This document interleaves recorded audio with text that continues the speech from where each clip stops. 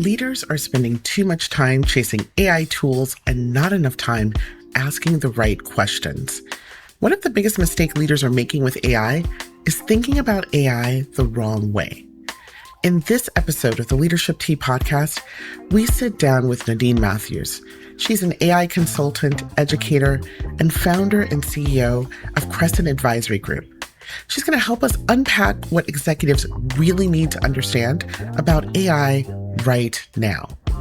Nadeen challenges the idea that leaders need a separate AI strategy, arguing instead that the real question is, how does AI strengthen your existing business strategy, your people, and your customer experience?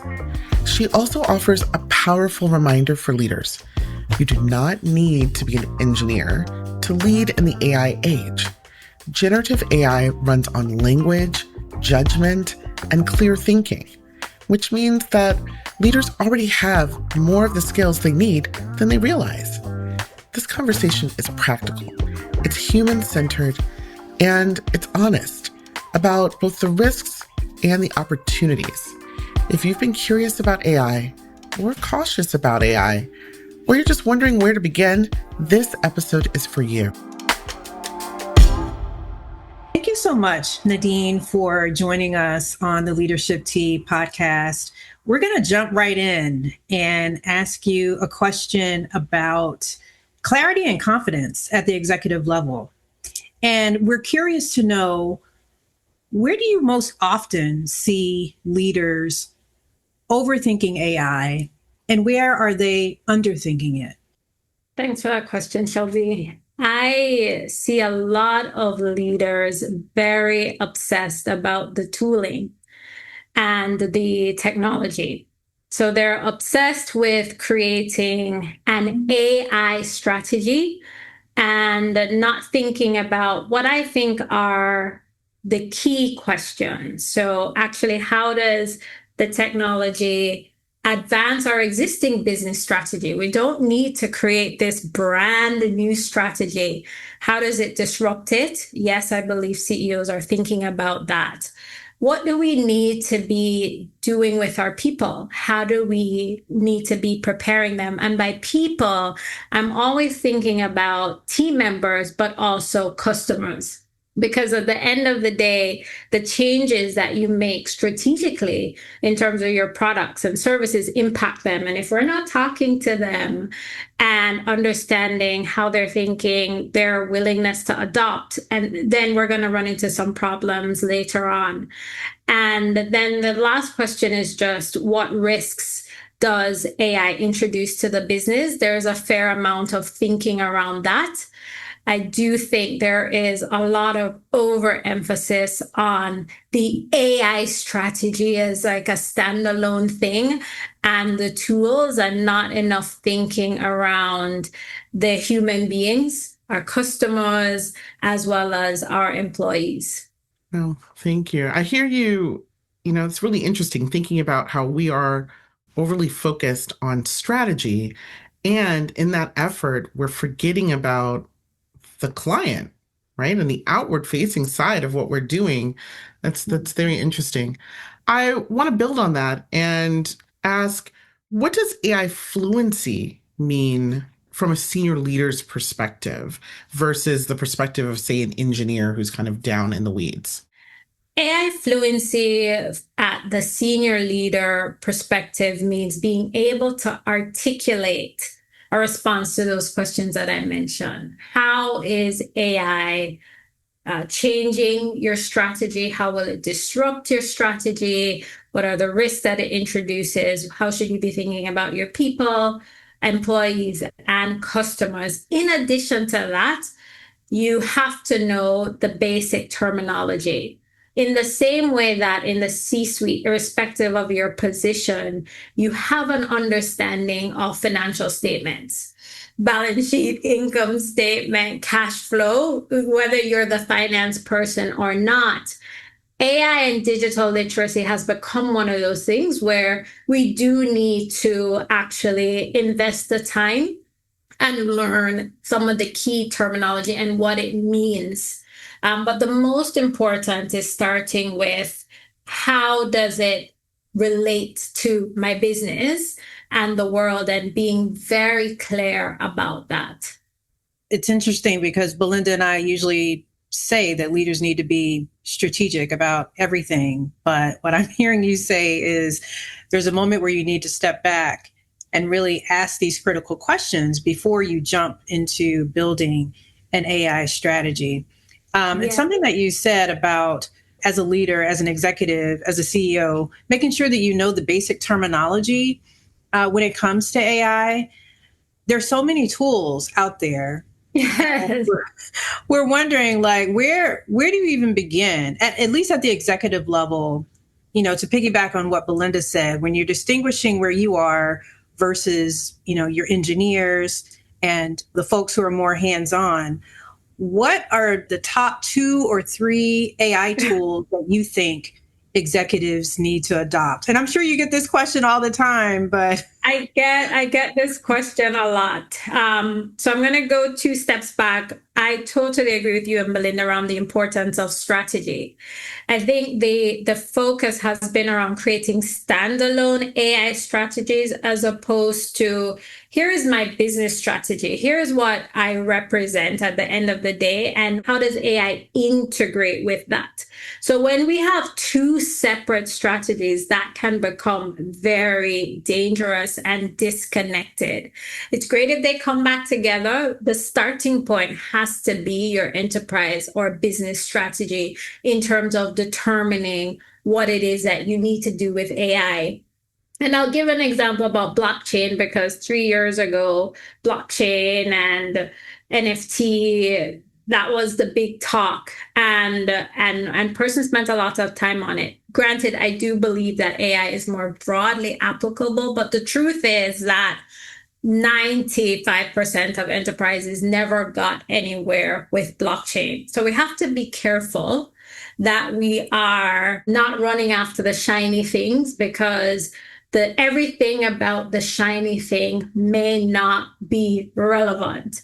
And this is someone that is, a big proponent of not being afraid of technology and adopting it, of course, but you still want to lead with strategy.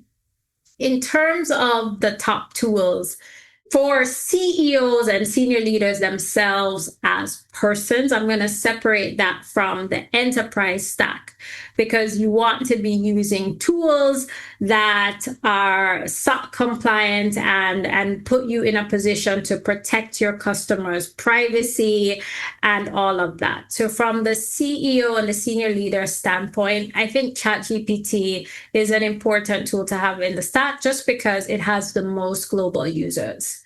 And understanding what it can and can't do. It's kind of like not knowing how to use Microsoft Office. So a decade ago, all of us had on our resume, Microsoft Office proficient. Remember that? So, yes. I think there's a... Yes. Very much like Excel proficient. Excel, right. And then you had to Excel proficient. Like, people think you're a moron. Like, what? Whatever. Yeah, like your resume. Who doesn't? Who does that now? So AI is that thing. And when people put it in on their resume, they're talking about generative AI. They're not talking about traditional AI that has been around from the 50s. So ChatGPT is a great tool to start with. I believe all senior leaders should be using AI note takers. It's a great tool to facilitate attention in meetings and quick distribution of the notes. And now many of the note takers are integrated with project management tools, so you can make sure that the action items are easily integrated into your project management tool of choice. And I'll slide a third one in there, which is Gamma, creating PowerPoints in minutes. I don't know why we would spend any more time than that creating the actual PowerPoint. Obviously, you're going to do the work in thinking about the content. That doesn't change. But in terms of printing up the slides, I remember when I used to be sizing the boxes and making them align and all of this stuff, or sending it out to a graphic designer. Absolutely not. And in terms of super personal, I'm a big fan of Notebook LM. That's in the Google Stack. It's an amazing tool for helping your kids to study. You can upload lots of material, all their study notes, textbook photos, YouTube videos, or what have you, and it creates study materials, note cards, quizzes, podcasts, videos, presentations. And that's amazing because kids learn very differently. And so for my daughter in particular, I use that so she can have different types of study materials. But for executives who are inundated with emails, as an example, and these meeting notes coming from note takers, it's also a tool that you can upload those things into it and listen to it as a podcast or just as a recording on your way to and from work, as opposed to reading through. So those are the tools in terms of the personal productivity. I'm gonna get killed because I didn't say Copilot, and most enterprises have adopted Copilot because Microsoft was already there in terms of the general intuitiveness and level of adoption. We're not seeing that Copilot is there. On the enterprise side, it really depends. I like exposing team members to the generative AI tools because they're using it in secret anyway. The research shows that even the senior leaders are using it, but they're afraid to admit it. And that introduces a number of risks to the business if persons are using it, but not educated to use it. So think about your kid taking the keys and driving the car out at night because you didn't bother to teach them to drive doesn't mean that they won't try to drive. So that's the example that I like to use. But I love the use cases around agentic AI, for instance, and I'm not a fan of the core premise of using it to replace employees. I think AI is quite powerful in those cases, such as customer care, as an example, or fraud alerts or loan approvals where you'll just never have enough humans to do it. So if you're running a 24/7 business and people are calling all the time and waiting and angry and so forth, that's a fantastic case to leverage agentic AI because you're augmenting and not replacing. And then you also want to make sure that you still always have humans in the loop. So what you deploy from an enterprise standpoint really goes back to what's your strategy, but I would bias towards allowing your team members to use the productivity tools such as ChatGPT, Copilot, Gemini, Claude. I'm in love with Claude right now, but training them how to use it responsibly and then exploring those agentic AI use cases where AI can be used to augment particular processes that you just don't have the human capacity to do well today. No, that all sounds great. I know I feel a lot better because at least everything you've mentioned, I've at least worked with a little bit. So I feel like, okay, I'm not lost. Right. I'm in the loop, right? Awesome. I agree with you on Notebook LM. I think there's just so many use cases there. And I think Notebook LM is a really good example of, and I apply this to other uses of AI, kind of trash in, trash out, because Notebook LM is dependent on what you're giving it. Yes. Versus searching the whole web.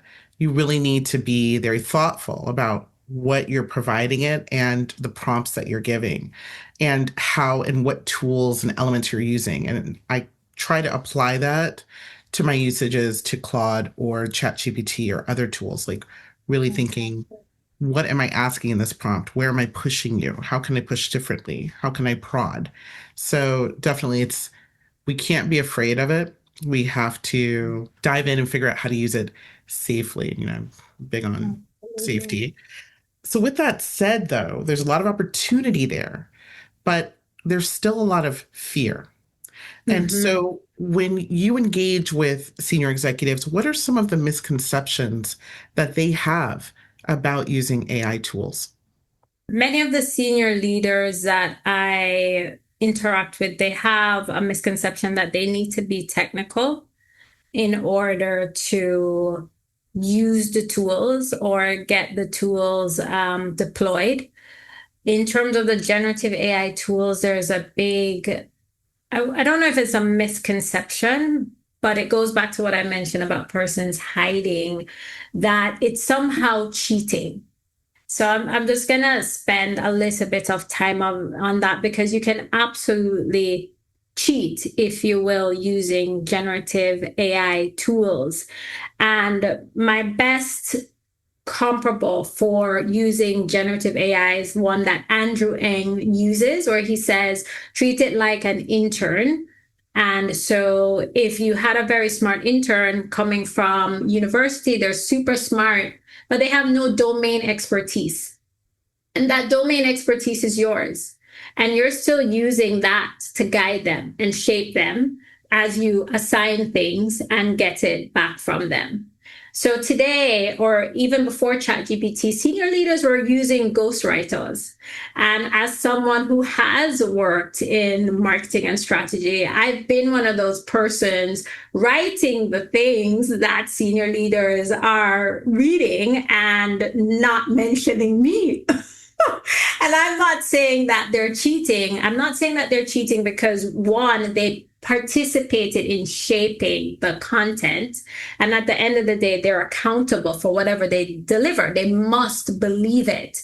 And they also would have fine-tuned whatever they would have received from me or my team. And that's kind of the relationship that I expect us to have with the generative AI tools. There's a human always in the loop, but we're leveraging it as a co-pilot, a thought partner, an intern, while retaining our role as the domain experts. It's funny when you were talking about this aspect of cheating, I was immediately reminded of, Belinda and I, as former diplomats, we're always talking about briefing memos and writing memos. And it was funny just hearing you reflect on that aspect, because it's the same premise. Like you draft a memo, it gets cleared by like 15 people. And then by the time it reaches a senior leader, it's like, okay, who was the true author of this product? You've got lots of people contributing to it, but do you give credit to, the 25 people that touched that particular document? So the parallels that you're drawing when it comes to generative AI, it's very powerful. And I think a real practical way that leaders can think about it. That really struck me, the idea of comparing it to speech writing or talking points writing or something like that, I think is a really powerful description. Yeah. I do wonder, though, and I want to shift the conversation a little bit. We're talking a little bit about boundaries and safety, but here on the Leadership Tea podcast, we really focus on a human-centered, I would even say empathetic approach to leadership. And I'm wondering, based on your expertise and what you've seen and all of the examples that you've shared with us in terms of where AI can really be a tool that informs strategy and to make operations more efficient, obviously.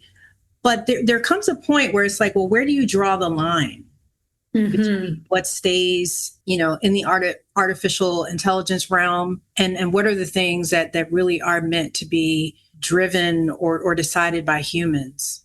I just wonder what your thoughts are on that. Yeah, there's this framework that Professor Bharat Anand, he was at Harvard, but he's now at NYU, shared at a talk that I went to that I quite like. He talks about low and high cost of errors and tacit versus explicit knowledge. Low cost of errors, if there's an error and no one is harmed, it's okay. So today, if the agent sends an email with the wrong information, the data shows that customer care agents send things with the wrong information lots of times. So if we're talking about your Amazon package, that can be corrected. If it's a decision around what leg to amputate, there's a high cost of errors. You amputate the wrong leg, we have a problem. You can't undo that. And then there's tacit versus explicit knowledge. So explicit knowledge, it's there. Anybody who can read, it's available to. But then tacit knowledge, the nurse who has information about the patient because she can see and she can understand. I mean, when we talk about healthcare and some things such as, Black women and their hair, that's tacit knowledge, not explicit knowledge. It's not in the medical textbooks, unfortunately. And so where there are situations where there's high cost of errors and there's a lot of tacit knowledge, that's the area where you want to be very, very, stay very, very clear of having too much AI. The things where there's low cost of errors, lots of explicit knowledge. And we're seeing that today with emails. I mean, Google picks things as spam. Sometimes they put things that are not spamming, but I mean, it's no big deal. The person doesn't get it, they write you back, or they're like, hey, I sent you an email. You're like, oh, okay, I didn't get it. You go and look, it's there. But low cost of errors, right? Relatively speaking. So that's the kind of spectrum that I like to look on. But even in cases of low cost of errors and lots of explicit knowledge, my personal perspective is that where we are today, there must always be a human in the loop. And Dr. Fifi Lee, she put it well when she said, by hearing artificial intelligence, we've sort of disassociated from it in a way. However, human intelligence created artificial intelligence and continues to make decisions on how it behaves and how it's utilized. It doesn't operate in a vacuum by itself. And so I draw the line on interventions where we are thinking about deploying and not having any human intervention involved at all. We're not there in terms of the technology. Yeah. So as people experiment with AI and try to learn about it so that they can be very intentional about how they deploy it in the workplace. And so let's say someone's kind of using this on their own casually. What are some of the risks, the reputational risks, the security risks that they should be aware of as they're learning and experimenting? In the workplace, ideally persons are not using it casually. And this is why it's important for organizations to train persons and be very clear about their policy and identify the approved tools that persons can use and tell them how to use it safely, because even a tool like email can be used in a way that's unsafe. You click on a link that is a phishing link, and then you can bring down the entire organization just like that.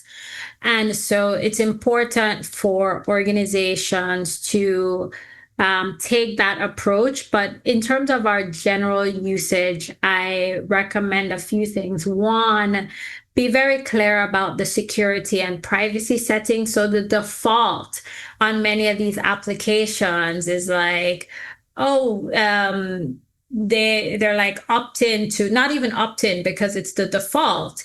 We use this data to learn and make the experience very easy for you. Some variation of that, which essentially means that they're using your data for training. Some people are okay with that. Some people are not. Be very conscious about it. There's two-factor authentication. It's important to do that in any digital platform that you're using, whether it's your banking app or your generative AI applications. We still don't know, although there have been commitments made in terms of how the data is utilized and all of that. We don't want to put confidential data in your personal ChatGPT, Claude, and other LLMs. or be very conscious of what could happen. So as an example, ChatGPT, OpenAI, because of legislation, not legislation, but litigation that's still happening, they were supposed to destroy some history, and that didn't get destroyed because it's held up. So things like that we have to be conscious of. The enterprise tools, I mean, we've been in the cloud with Microsoft for a while. All your things are in the cloud. It's not, and so that was already an opportunity to be hacked because their opportunity for breaches. So it's not only the threat surface didn't only exist with the introduction of generative AI. And I would say the same precautions that those organizations are taking on the enterprise side are the same ones that we see that the OpenAIs and the Googles and so forth are taking. However, organizations need to be very vigilant, and you need to read all the terms and conditions. Your attorneys need to be involved. Your risk team needs to be involved, and not just your IT practitioners, to make sure that you are in alignment with all the various regulations and laws in all the jurisdictions in which you operate in.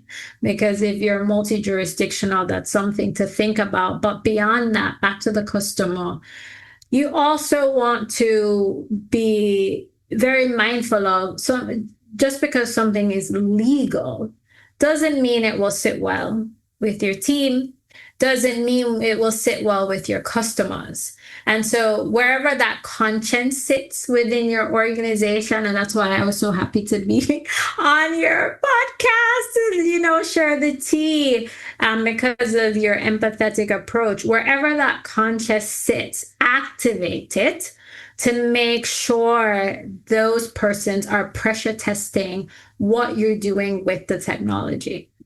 I do want to go back to something that you mentioned on organizational training, how important it is for organizations to have actual training programs for employees on AI and just a very systematic approach in terms of how an enterprise is going to, integrate, utilize, adopt AI tools, it's very important to train people and not just have a willy-nilly approach where everyone is doing their own thing. And before you know it, like you said, there are other security risks that they're, even more vulnerable to because they haven't taken the time to put the proper processes in place.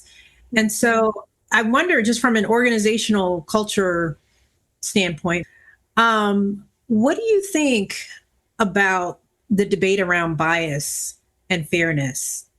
Because there are, even when I'm using ChatGPT, I can sense that it doesn't necessarily get everything that I am trying to convey from a cultural standpoint. My background is different from, a white heterosexual male.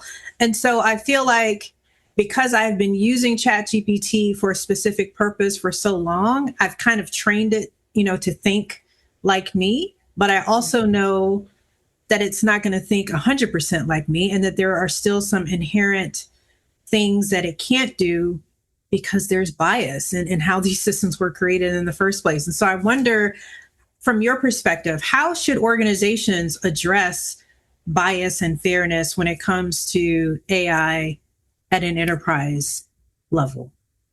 Consciousness of it is important, and that really is a cultural thing in organizations, because the reason AI has bias is because it has ingested data from biased humans. And so now you have the bias proliferating.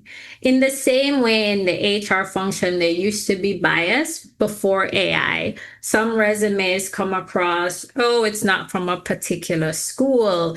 People may look at names and their name gets taken out of the pool. It's those same biases that now have been ingested into the AI platforms. So the way to address that, and the organizations that address it, are the organizations that were addressing it before it was exacerbated by technology.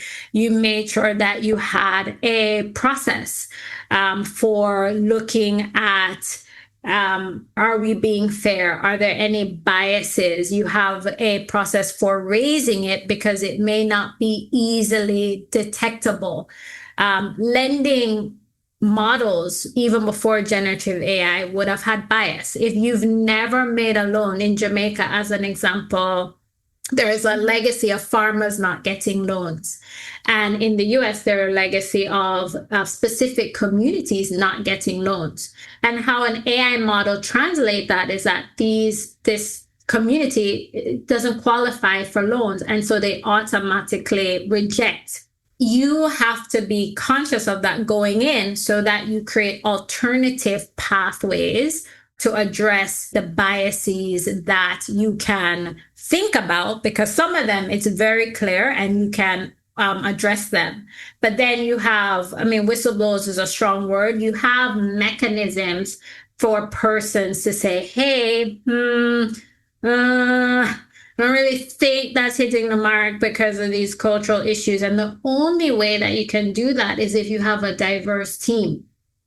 And therefore, the companies that are set up to do that well are the companies that were already committed to that pre-generative AI, because it's a cultural thing and not a technology thing. That really resonates with me. I think I've worked in spaces where maybe the table didn't have a wide range of voices and experiences at the table.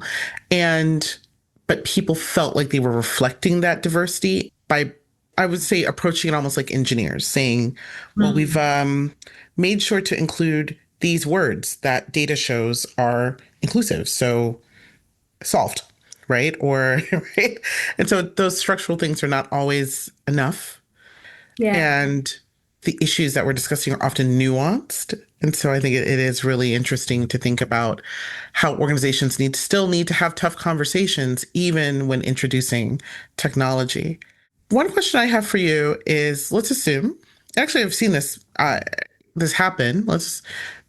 AI is introduced at the enterprise level.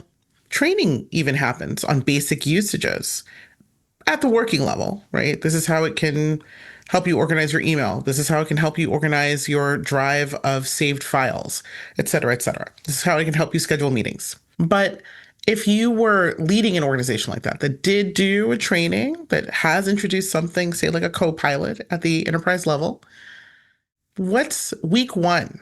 What should I be doing? What should I be thinking about? My employees have this, but now I don't quite know what to do.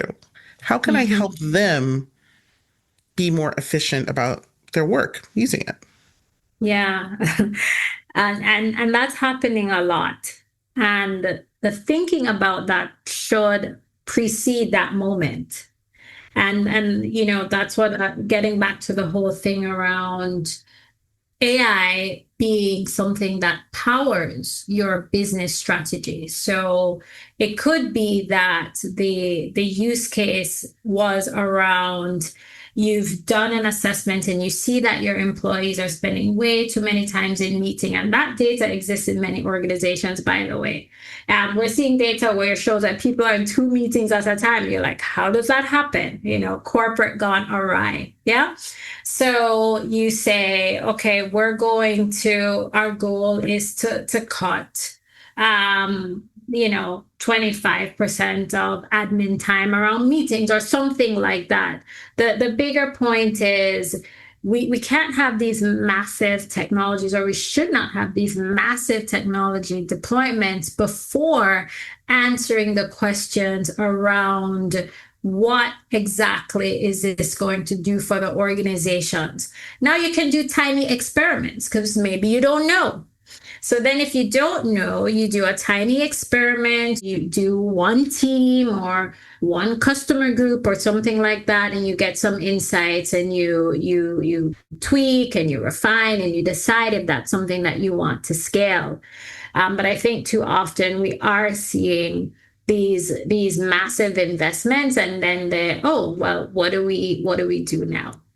Piggybacking off of Belinda's comment, I did want to ask a question, because I think as executives, and I'll even speak for myself, as an executive woman, learning to use AI tools, knowing that the people who report to me were way smarter than I was, when it comes to really manipulating AI in ways to make our work more productive and efficient.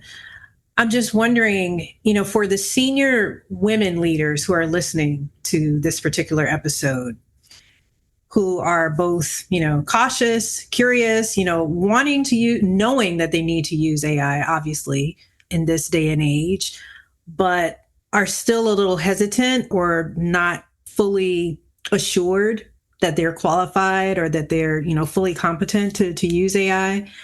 What would you want her to trust about herself?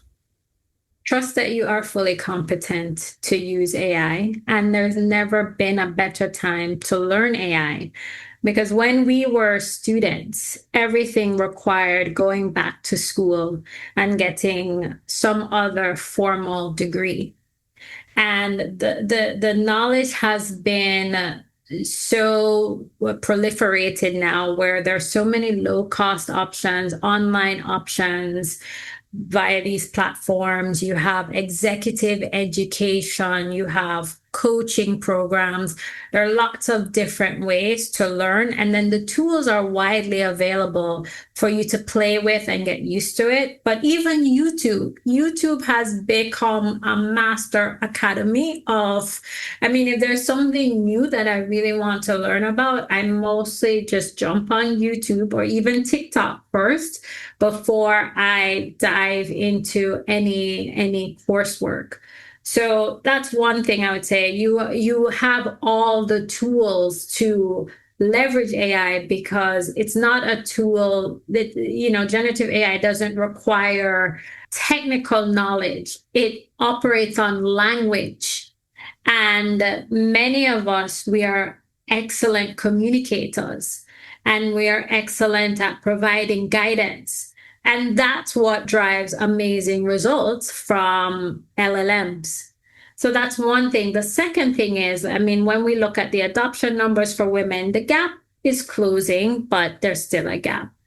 And it's really important that women take their seat at the AI table, because we do have all these ethical issues that we still need to contend with.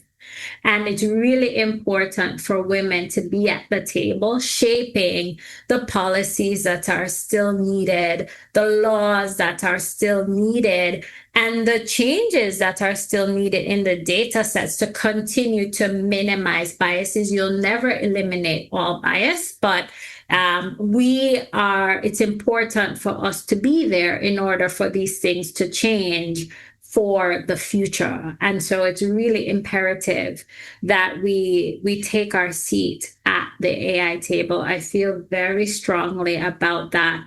There are lots of strengths that AI brings to the table. There are lots of imperfections. It doesn't mean that we abandon it, though. And I like to use analogies, as you ladies might have realized. So I'm going to talk about when cars were just a thing, by the way. When cars were just a thing, people were still talking about, we just need faster horses, right? But cars come in, people are dying left and right. And that because we didn't have seatbelts, we didn't have stoplights, we didn't have all those crazy sensors that we have now. We were like, I'm not hitting anybody. The yellow flashing light when a pedestrian is about to cross the street, and it's like, oh my God, I'm about to hit somebody. I know. Yes. So over time, with all technology, which by the way, everything can be used for harm. even the most innocuous things in our home, you see two things happening. There's innovation to make the technology better. So all those things, safety features got added to vehicles over time, but then the regulation and the laws also catch up. And that will and must happen with AI. We never mitigate or eliminate, rather, all the harm that can be caused by vehicles, because today people still are impacted by drunk driving, speeding, and all of those things. But based on where it was initially, we have far less incidents than when these machines were introduced.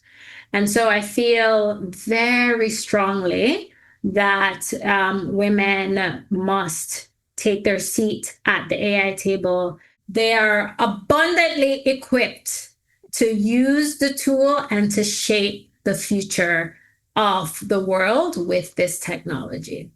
100%. I feel like we have learned so much during this episode, and I know I'm walking away with a lot, even things to research, and most importantly, knowing that our voices need to be at the table. Yes. In order to mitigate a lot of different things, but our voices do need to be at the table. We cannot be afraid of this technology. It's here, it's happening. Yeah. We have to use it. So with that said, I want to make sure people can stay connected to you and find out more and reach out to you. So what are the best ways that people can find more information about your work and what you're doing? So I love when people reach out to me on LinkedIn. So Nadeen Matthews Burr on LinkedIn, founder and CEO of Crescent Advisory Group. So my website, www.crescentadvisorygroup.com, is also another great way. Or you can email me at info@crescentadvisorygroup.com. Nadeen, it has been a true pleasure, honor to talk to you and learn about just aspects of artificial intelligence that I hadn't really considered before. I learned a new tool. Well, you mentioned Gamma at the beginning, which I've heard of, but I haven't really, I'm familiar with it, but I haven't used it before. But this conversation has motivated me to do just that. As you said, women need a seat at the table, to make the world go round. We do things better anyway. Most things we do better. So. Absolutely. But no, it's really been a pleasure chatting with you. I really appreciate the very matter-of-fact way that you have broken down what I think some people feel like are intimidating topics. But I think the analogies and the human-centered approach that you bring when discussing these issues has been really helpful. And I'm sure our audience will benefit a great deal from it. So thank you so much. Thank you so much. I've enjoyed the conversation, and I really appreciate you having me on the Leadership Tea podcast. Thanks again for tuning in to this episode of the Leadership Tea podcast. We are so grateful for your support, your viewership, if you are watching us on YouTube, and we appreciate those of you listening to us on Apple and Spotify. If this content resonates, please do take a moment to leave a review and rate us. It's the only way that the algorithms will know to push our content to other potential listeners. Again, we're just grateful for this community and really appreciate your support. Belinda and I are also very excited to announce a new initiative that we are launching. It's called the Centered Leader. This is something that we have nurtured and curated with care. And essentially, the Centered Leader it's a long-term container, a long-term space for leaders who are committed to practicing alignment, clarity, and sustainable leadership. If this is something that resonates with you, we invite you to go to our website, stirringsuccess.com, and look for the Centered Leader tab to learn more information. Thank you again for watching, and we look forward to sipping wisdom and stirring success with you again real soon.